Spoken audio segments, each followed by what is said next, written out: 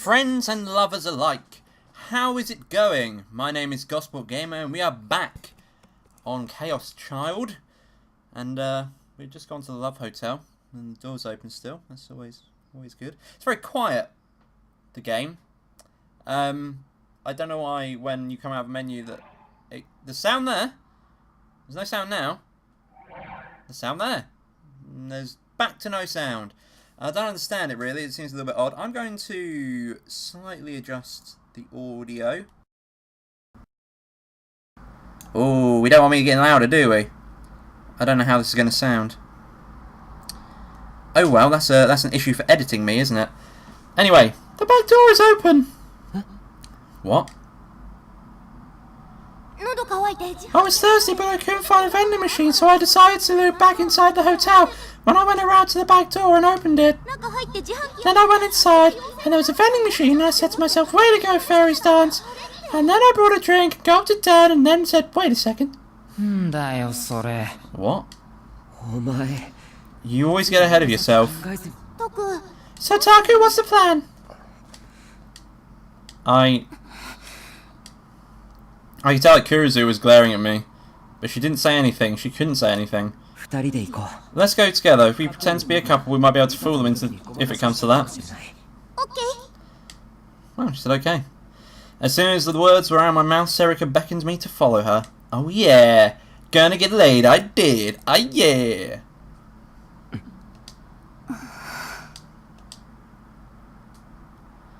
I didn't say it, but in my heart I apologised to Kuruzu as I went. Of course, she couldn't hear me, so you know, she didn't say anything. My fucking tit. The stairs are over there, though. We went inside the hotel from the rear entrance, and hid behind the corner that led to the lobby. This is my first time inside a Love Hotel, and it was a lot less gaudy than I expected. The name was false advertising. There were no fairies, and no one was watching. Maybe the quiet atmosphere was a selling point, but just send someone back here. What? No, ask Shinjo. The quiet was ruined by the sound of police officers screaming into his phone. He was either confused or just excited because he kept saying the same things over and over again. Something had happened after all, and something bad enough that he needed backup. This was my chance. If we could get to the scene before the place was overflowing with cops, we might be able to find an unexpected scoop. Yes, there's no doubt about it, I checked, but I can't decide that on my own. No, I told you, that's not what's going on. Damn it. That cop was in the way. Whether we took the stairs or the elevator, we need to go through the lobby to get to them. Taku, let's go! Huh? Hurry! Wait. Serika took me by the arm as if we were a couple and entered the lobby without trying to hide at all. Hey, come on. She ignored me and walked straight for the stairs. Hey! The cop must have seen us because he yelled at us from behind. Shit. He probably hadn't seen our faces. Should we run? No, that would just make us look suspicious. I told you not to leave your rooms. Yes. No, sorry, it's okay, forget that. I need the backup. He decided to mumble into the phone. We crossed the lobby without looking back.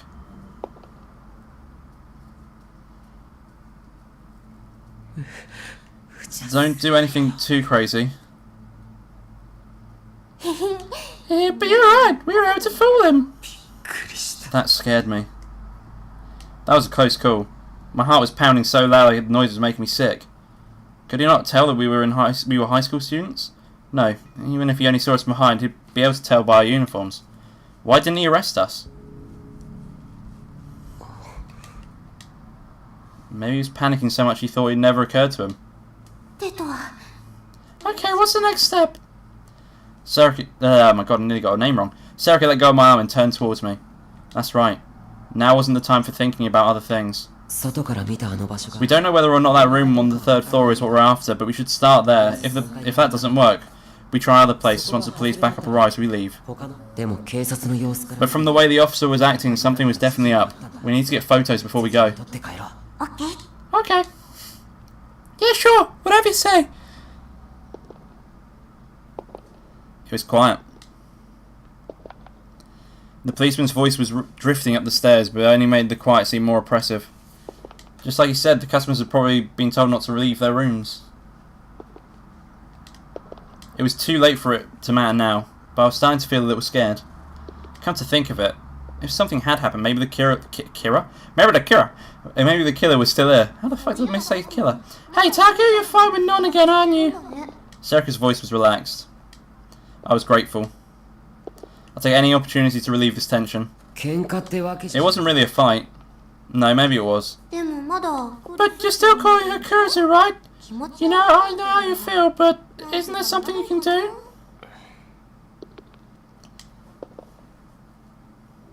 Until half a year ago, I called her Nono her first name. After the incident that caused me to leave the dorm, I never called her that again. As long as I kept calling her Kurusu, she'd keep being mad at me. Basically, I'm being a dick. It must have been hurting some important part of her. Taku!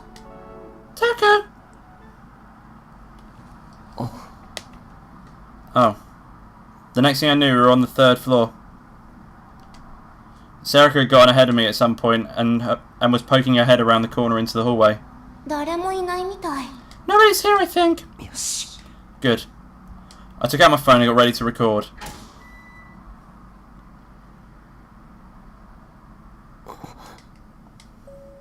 As soon as we went into the 3rd floor hallway, I found myself holding my breath. My heart was pounding even louder than what... Oh my god, fucking hell, I read that as a complete sentence. What is going on with me? My heart was pounding even louder than when the cop had yelled at us. I tried to control myself and look down the corridor. The rooms must have been very big because the gap between the doors was large. The floor was red, sinking into the black of the hallway as the hallway stretched out. Fuck me. I could hear the unpleasant sound of blowing air. They must have had the air conditioning on. There were no windows and there wasn't a lot of light, so the hallway looked pretty creepy, but there was nothing out of the ordinary about it otherwise. But still, it was strange. The air felt solid. It felt like someone would jump out from the shadows the second you let your guard down, or perhaps there were traps scattered everywhere along the floor. For a second the floor seemed to be stained with blood, but I shook that image from my mind. What was this? It was like the fear you feel in the darkness at night. Was it just because there was so little light?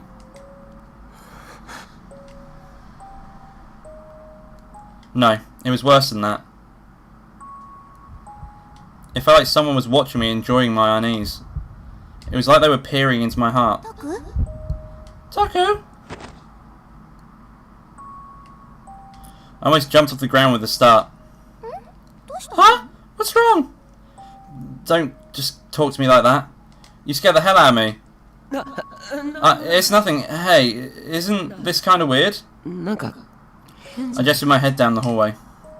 Serika looked past me into the darkness. Well, it's creepy because it's so dim, but isn't that just to set the mood? Was it? Was that all? Was I being too sensitive? I tried flipping the light switch on the wall next to me, but nothing happened. Maybe the bulbs were burnt out, or maybe it wasn't the switch for this hallway at all. Damn it. This wasn't 1407 or something. Don't know what that means. I turned around. The only person there was Serika. No one else was looking at me. I took some time to make sure of it before I spoke. Let's go. Yeah. Yeah, we go, yeah. Serika nodded cheerfully and stayed behind me as we walked deeper into the hallway.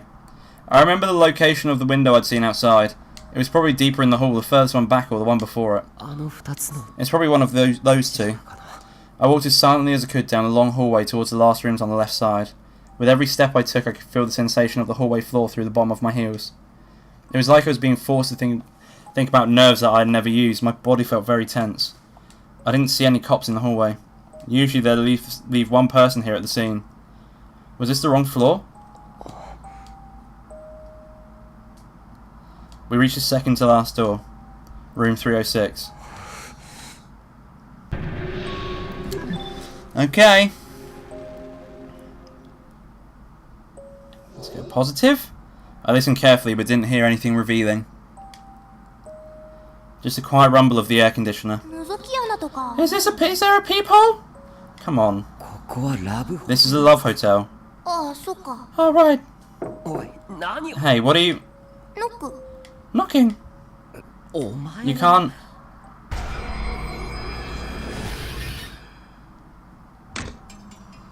and suddenly the door opened. We didn't expect anyone to open it, so both Serica and I froze. Then they came out. I'm gay. Huh? Are you two the next customers? Wait. It was a voluptuous woman with long hair and she was completely naked. Not that you can tell, because it's just a blank white screen in front of you. And not only that, her body was as nice as any you'd see in a magazine. Once again, I'm really glad that the game is basically cock-blocking us. Wait, didn't she look like a model or actress I saw on TV? No, Taku, don't look! That's coming through my controller, by the way. I don't know if you heard that. But it's a little bit creepy that it's coming through my controller. You're so cute, come in! Oh, no. It's not like that. See, that's coming through my controller, that's so weird. It's fine, you can come in too, miss. I'll sit on your face, huh? In other words, what exactly? I'll make you feel great, so come on in, okay? Taku, what should we do? Why do you look like you want to go inside? Because... Serica's face went red with embarrassment. She whispered softly. I want to feel good. Oh my god. What was that? What was that? That's not what we're here for. Something was wrong with me. Yeah. What's not what we're here for? What's not what we're here for even? I'm not a guy, promise. Damn it, I said what I was thinking out loud. No, it's nothing. Serica was still knocking on the door to room 306, but no one was answering. The police aren't here either. Maybe it's not on this floor. I flinched back at the sudden noise. What? Was that the sound of breaking glass? It was from the next room over, right? She was clinging to my back in surprise with her hands on my shoulders. I think so. It came from further down, right? Serica pointed to the next room. We stood there for a moment. The violent sound must have scared her because Serica's easygoing mood had totally vanished, even. But we waited a while and nothing more happened. There were no voices or sounds of struggle. The hallway was the same as ever. But was I imagining it, or was the hall a little darker than before? Should we go back? Even? Don't know why I said that in your voice, Serica. Serica didn't answer my question. She didn't seem afraid, but she had a serious look on her face as she stared down the hallway. Maybe something had happened, and the killer was still there? No, wait. I need to think about this rationally. There's an officer on the first floor who called for backup. Usually when a call came in, the police never came there alone. There was always more than one. I found that out for myself during my reporting, so I was sure of it. So there had to be another officer at the scene. The killer couldn't just be hiding there. If there was any chance of that, the cop wouldn't have just told us to go back to our rooms. Did the killer break the glass during a struggle? No, that didn't make sense either. If there was any chance of them being able to do that, why would the officer have gone downstairs? He'd probably gone down there to tell the front desk not to let anyone else in. Damn it. I had no proof. But it should be okay. More than anything, I hadn't taken any photos yet. What? I jumped literally when I heard a sudden sound. It was a very strange sound, one that didn't belong here at all. I looked and saw Serica had gotten so nervous she'd got out her Gero Froggy Gero strap and started to play with it. She probably didn't even realise she was doing it. I softly poked her with my elbow. I motioned for her to keep quiet. She seemed confused, but then she realised what she was doing and quickly put the strap back in her pocket. As soon as she was done, I looked down the hall once more, all the way to the front of the room. We should head there. I tried to steel myself, then checked over my shoulder once more to make sure no one was there. I started to walk forward very carefully. I was afraid of making even the slightest sound. Serica followed me wordlessly with her hand on my shoulder even. I grabbed her hand with my free hand, the other was holding my smartphone. She squeezed it tight. The feeling of her fingers kept me strong as I walked forward. The next room. Room 305, the room at the far end of the hallway. Just like room 306 had a plain old door, but it felt like it was exuding an intense pressure. This is where it came from, right? She was asking about the sound. I think so. I answered, despite not having any proof at all. We waited, but still heard nothing. I looked around once more to make sure no one was there, and put my ear up against the door. And then... I heard a small sound. It was a sound that I'd heard outside, the sound from the windows, like a music box playing. It was relaxed and peaceful, even if we weren't, and played the same tune over and over again. This is the room, the one with the open windows. Serika was looking at me. Were they open? No, that's... I hesitated, but she put her hand on the doorknob. Nope. Yeah, nope, even.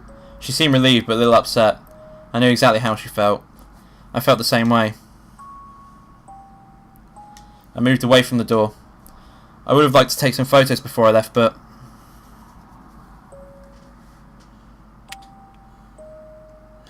Huh? Did you just hear the sound of the lock? Yeah. That was what it sounded like. We were too confused to move. There was no sign of anyone coming out. I slowly touched the doorknob. It turned. The door was unlocked. How?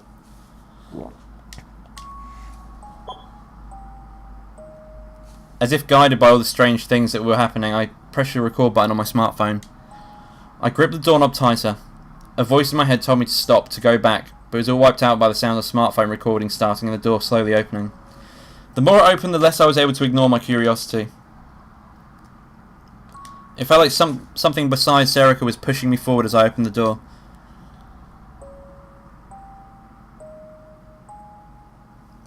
That sound was playing in the dimly lit room. All the lights were off, but the sun outside was streaming through the open window. Its light was very weak.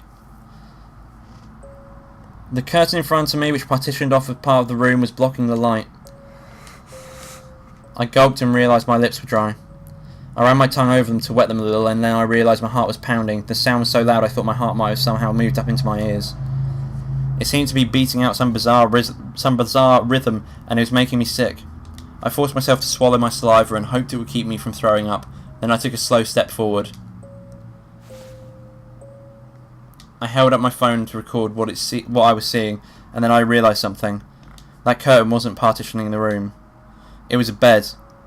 There was a raised spot off the floor with a circular bed surrounded by a curtain. The light was streaming out behind it. The windows we'd seen on the other side.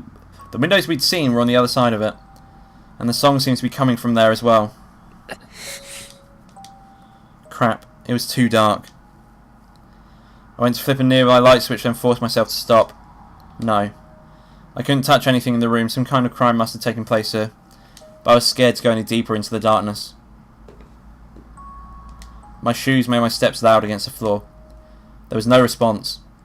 Only the relaxed melody. I gave a signal to Serika, who was still behind me, and went deeper into the room. What? For a moment I thought I heard the sound of creaking metal. It felt like I was hearing it between the gaps in the music box's melody, but there was no change that I could see. No one jumped out, nothing was moving. There was just the sound of the music box. I looked from one part of the room to another to make sure nothing was amiss. And then I slowly moved forward.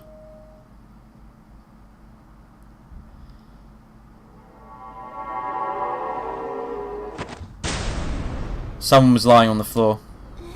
Huh? Then my eyes adjusted to the gloom and I saw a police officer and a woman. The officer was lying up against the bathroom with his legs splayed and his head drooping. The girl was lying on the floor face down.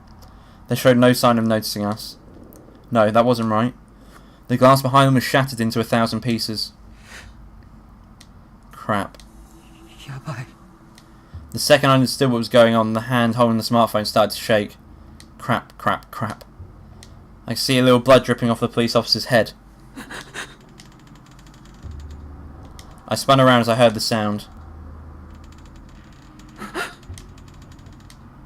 The warmth drained from my face in an instant and my whole body shivered. Someone was sitting on the bed.